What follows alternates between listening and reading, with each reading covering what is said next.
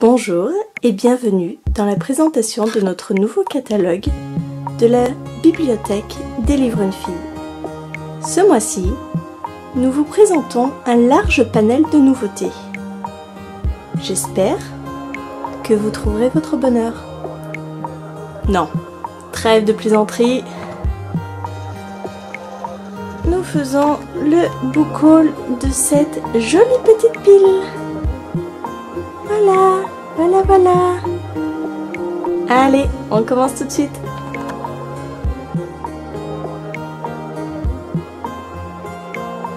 Coucou tout le monde, c'est Maud, je vous retrouve pour une très longue vidéo puisque c'est le book haul de septembre. Voilà, tout ça. Donc on commence tout de suite. Si je connais les résumés, je vous fais les résumés. Si je ne les connais pas, je ne m'encombre pas de ça. Voilà, je préfère vous prévenir parce que sinon ça va durer des plombes. On commence par le haut de la pile. C'est un cadeau de mes beaux-parents, donc pour moi et mon chéri. Il s'agit de Brésil, Peuple et Horizon, aimer, comprendre, connaître un pays. Et c'est par... Donc c'est aux éditions France Loisirs. Et je ne sais pas du tout qui a écrit ce livre. Alors pourquoi ce livre?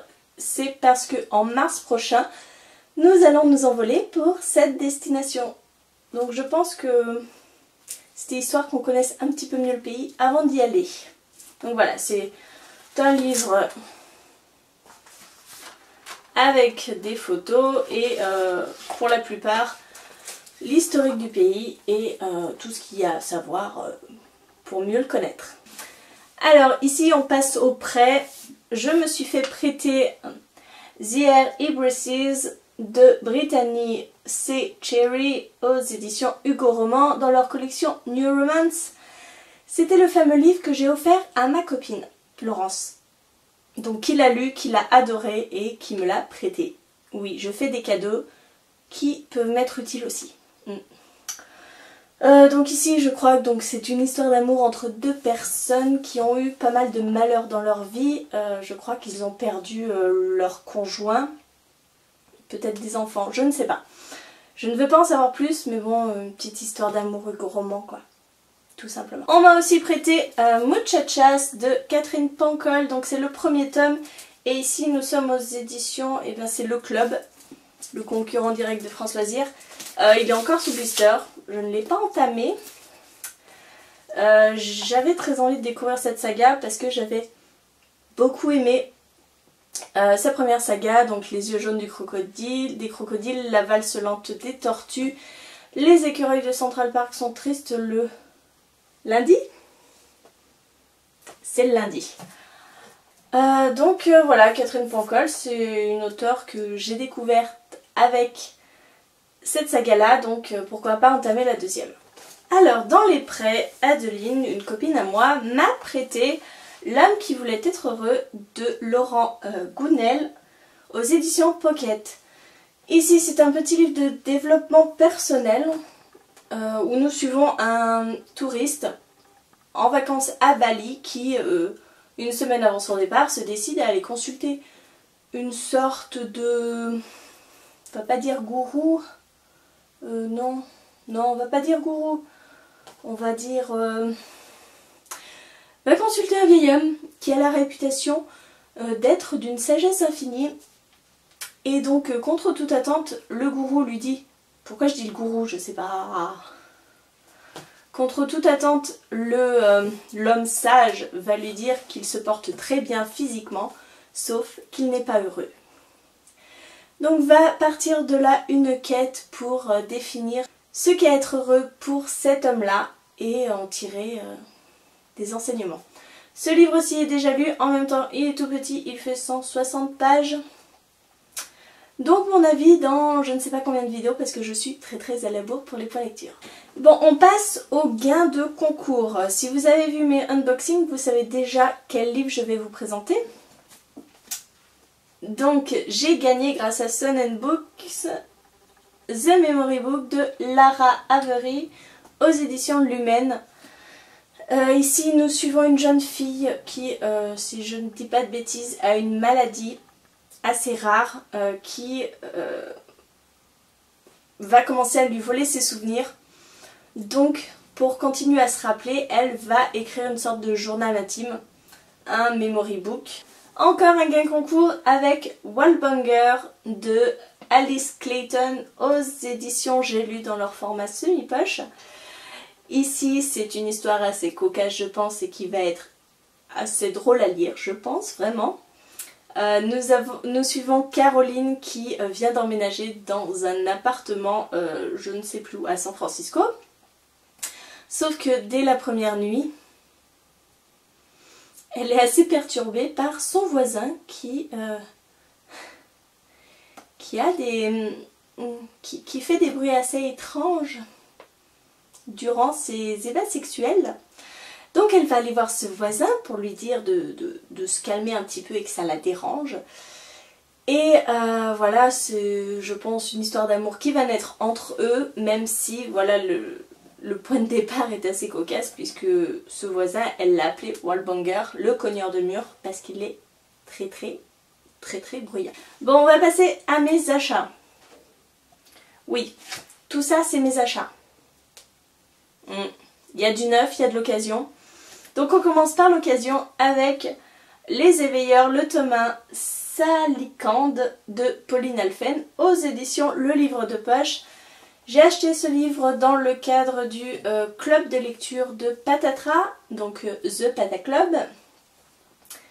Il est déjà lu, il est déjà chroniqué sur le blog, mais pour le point lecture il faudra attendre un tout petit peu plus de temps.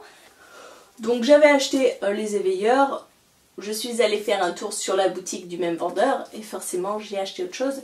J'ai acheté Multiversum de Leonardo Patrignani aux éditions Gallimard dans leur collection Pôle Fiction. Ce livre-là me faisait de l'œil en grand format. Je trouvais la couverture déjà magnifique. Ils ont conservé la même couverture mais en poche. Et ici, nous sommes dans des univers parallèles. Donc voilà, si vous m'avez suivi, je suis à la recherche de livres traitant de ce thème, puisque je suis en train de lire une saga en anglais, et je trouve ça tellement génial. C'est pas si souvent traité, c'est assez original, et j'aime beaucoup. Je vais vous lire juste le résumé parce que je ne sais pas. Alex vit en Italie, Jenny en Australie, ils ont 16 ans et sont reliés depuis l'enfance par un dialogue télépathique. Un jour, les deux adolescents se donnent rendez-vous sur la jetée de Melbourne. Alex et Jenny sont là, mais ne se voient pas, car ils expérimentent la théorie du multivers. Voilà, pour moi il m'en faut pas plus, j'ai hâte de découvrir cette saga qui, je crois, est peut-être terminée en 3 tomes, je sais plus. Toujours chez ce même vendeur, je me suis pris un petit thriller, enfin petit, pas par la taille, mais un petit thriller, de Sir Cédric, de fièvre et de sang, aux éditions Le Pré au Clair. Je n'ai jamais lu de Sir Cédric. Je sais que c'est quand même une pointure en termes de thriller, donc ce livre me fait très envie. Je ne sais même pas de quoi ça parle, c'est juste que, voilà, Sir Cédric... Voilà, une jeune fille se réveille entièrement nue et entravée sur un matelas couvert de sang. Elle sait qu'elle va mourir, toute tentative de fuite semble inutile. La douleur n'est rien en comparaison de la peur panique qui s'est emparée d'elle. C'est un thriller. J'ai envie de thriller. En même temps, là, Halloween arrive, ça peut être bien terrifiant. On change complètement d'univers. On est toujours dans les occasions. Je me suis trouvée Hors de portée de Georgia Caldera aux éditions J'ai lu dans leur format semi-poche. J'ai découvert Georgia Caldera grâce aux Larmes rouges que j'ai lu l'année dernière, tout au début de ma chaîne. Je crois que c'est un des premiers avis que j'ai fait sur ma chaîne. Et j'avais envie de découvrir Georgia Caldera avec autre chose que du fantastique. Donc voilà, une petite romance contemporaine. Je sais que Anaïs de la chaîne Easy Last Book adore ce livre et adore le second tome. Donc il m'en faut pas plus, je veux le découvrir et j'ai hâte de découvrir Georgia Caldera dans un autre registre. Si vous avez vu mon book haul du mois dernier, vous savez que j'ai acheté le premier tome de X-Haul. Donc voici le deuxième à présent. Et voici le troisième. J'ai lu le premier tome, c'était pas mal, c'était pas extrêmement original, mais la fin m'a donné envie de continuer la saga. Donc, en plus les couvertures sont juste magnifiques. Donc, X-Haul, le maléfice de Rachel Hawkins aux éditions Albin Michel Wyse. Et le sacrifice de Rachel Hawkins aux éditions Albin Michel Wyse. Regardez-moi ces couvertures.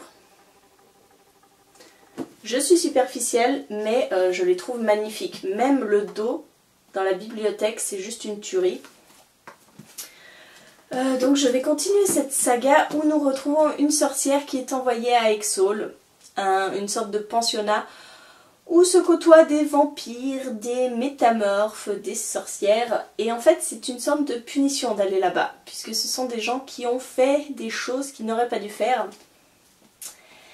Et là-bas, cette jeune fille, je crois que oui c'est Sophie, va en apprendre bien plus sur elle-même et sur sa famille et son père en particulier qu'elle n'a jamais connu, mais qui lui a transmis ses pouvoirs un peu étranges de sorcière.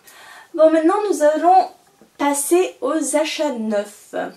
Le premier achat neuf, il s'agit d'une édition collector et numérotée de Paul Clément, Creuse la Meurt.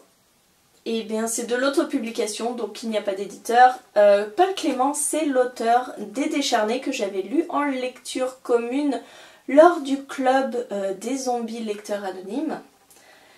J'avais énormément aimé les Décharnés. C'était vraiment une écriture très belle, enfin belle, c'est du zombie, hein, voilà, mais c'était une très belle écriture.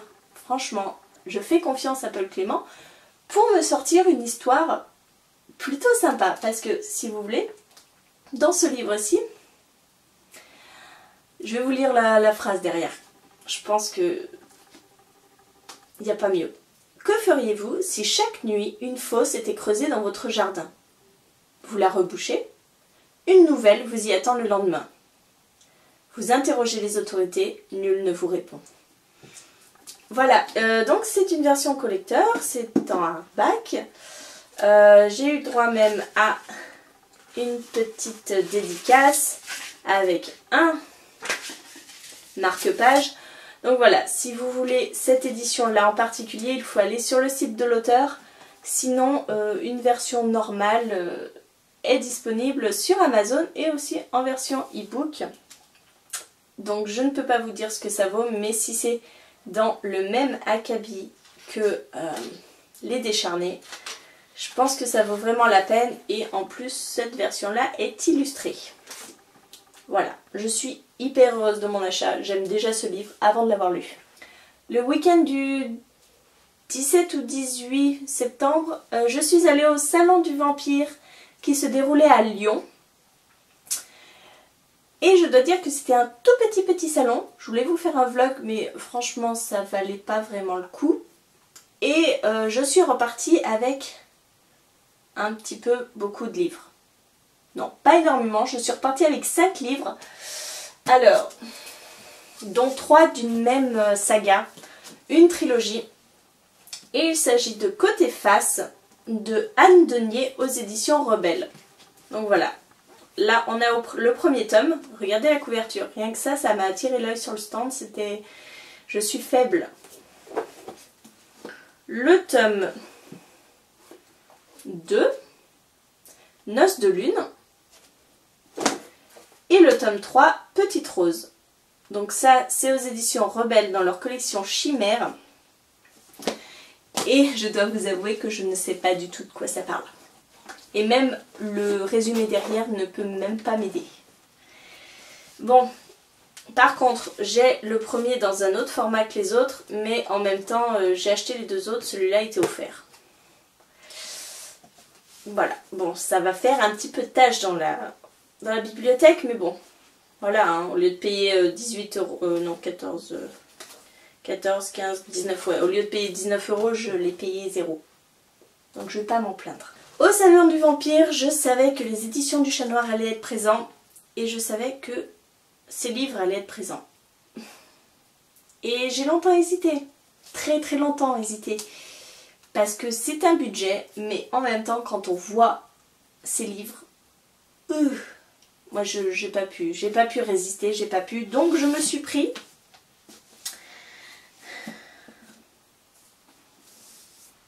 Les Larmes Rouges de Georgia Caldera aux éditions du Chat Noir. Voilà, c'est la magnifique, magnifique édition en hardback. Elle est sublime. C'est une édition numérotée, donc ils en ont édité 300. Il en reste encore. Donc c'est l'édition avec les illustrations, la version illustrée. J'ai déjà lu Les Larmes Rouges, mais j'avais énormément aimé cette histoire. Donc voilà, c'est plus pour la collection que pour lire cette histoire que j'ai déjà lue mais que j'avais vraiment aimée. Forcément j'ai pris le tome 1, donc vous vous doutez bien que j'ai pris le tome 2. Qui se nomme Déliquescence. Voilà, violet, magnifique. Et donc le tome 3 devrait sortir... je ne sais plus. Je serai avertie puisqu'on me garde le tome 3. Ce serait dommage que j'ai les 2 premiers tomes et pas le tome 3. Donc voilà, ils sont tout doux, ils sont tout veloutés, ils sont juste magnifiques. J'ai hâte de découvrir les illustrations de Georgia Caldera puisque c'est elle qui les a fait elle-même. Et j'ai envie de me replonger dedans. Parce que j'avais vraiment aimé. On y suit Cornelia qui est une jeune fille qui décide de se suicider parce que depuis quelque temps, une voix dans sa tête la pousse à le faire. Elle n'en peut plus de cette voix, elle veut que ça s'arrête tout simplement. Donc elle se jette d'un pont, sauf que un mystérieux homme va la sauver. Elle ne sait pas qui il est, il disparaît aussi sec et c'est quelque temps après quand son père décide de l'emmener un petit peu loin de la ville, plutôt à la campagne pour qu'elle se remette, qu'elle va rencontrer un autre mystérieux homme qui est un peu de la noblesse, qui est étrange. Et elle se demande si ce n'est pas lui qui l'a sauvée quelques mois auparavant lors de sa tentative de suicide. J'adore ces livres. Ils vont tout de suite aller dans ma bibliothèque et ne plus y bouger. Jusqu'à ce que je les reprenne pour les lire. Et enfin, les 4 derniers livres.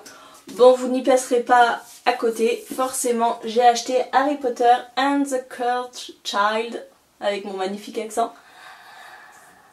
Donc, qui est le script de la pièce de théâtre, basée sur l'histoire de J.K. Rowling et écrit par John Tiffany et Jack Thorne.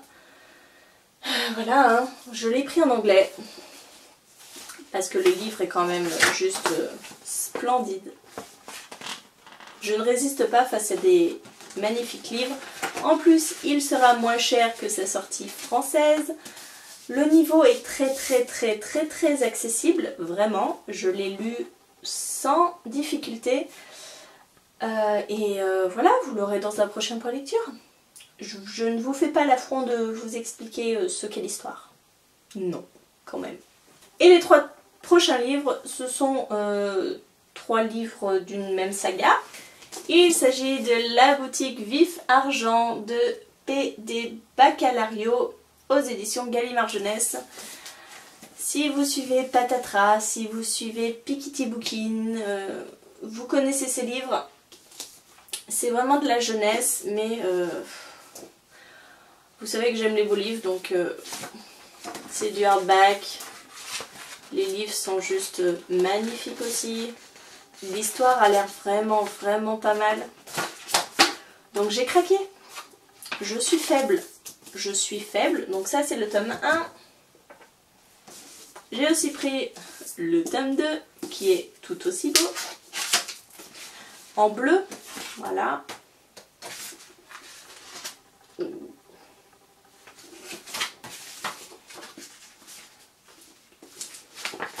la galérienne.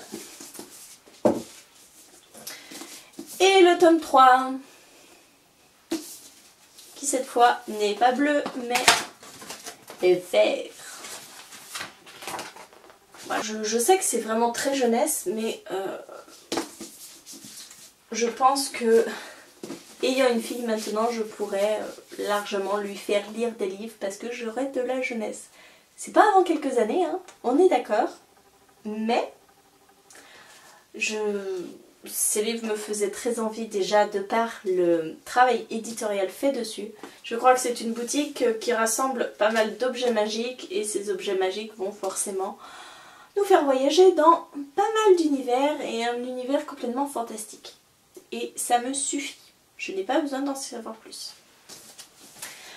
Bon bah écoutez, ce book haul est maintenant terminé. Je suis hyper contente de mes acquisitions, c'est un vrai bonheur. J'en ai déjà lu quelques-uns. Je crois que j'en ai déjà lu 3-4 de livres là-dedans. Donc, et puis les larmes rouges ne rejoignent pas ma palle, je les ai déjà lus. Hein. C'est juste pour la collection. Bon bah comme d'habitude, n'hésitez pas à me dire en commentaire si vous connaissez un de ces livres, si vous en avez lu certains, si je vous ai donné envie. N'hésitez pas à me dire si vous-même vous avez un de ces livres dans votre palle et si vous voulez faire une lecture commune avec moi. Il n'y a pas de souci, aucun problème. J'en serais ravie. En attendant, je vous fais des gros bisous. Je vous souhaite une très bonne lecture, une très bonne journée. Et à très bientôt dans une nouvelle vidéo.